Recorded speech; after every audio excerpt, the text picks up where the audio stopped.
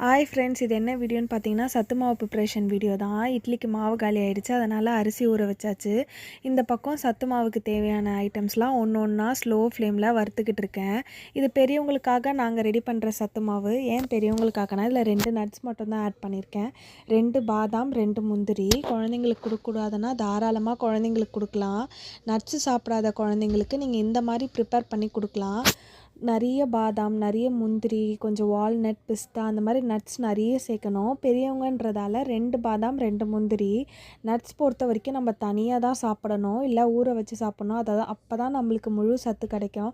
சில குழந்தைங்க நட்ஸ் எடுத்துக்க மாட்டாங்க. அவங்களுக்கு இந்த மாதிரி ரெடி பண்ணி ஒரு டம்ளர் ஃபுல்லாக ஆற்றி கொடுக்கலாம்.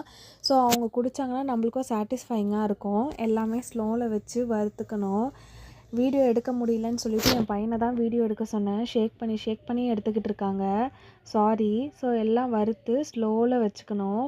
அதுக்கப்புறமா எல்லாமே தட்டில் மாற்றிட்டு ஆற வைக்கணும். அதுக்குள்ளே டின்ட்டுக்கு பசி வந்துருச்சு. ஸோ டின்ட்டுக்கு ஃபுட்டு போட்டோன்னே என்னங்க நமக்கும் பசி எடுத்துருச்சு. அதனால் வெண்பொங்கல் ரெடி பண்ணிவிட்டு தேங்காய் சட்னி அரைச்சி வச்சுருந்தேன். ஸோ ஆற வச்ச சத்து மாவும் நல்லா ஆறிடுச்சு. ஸோ அரைக்க கொண்டு போய்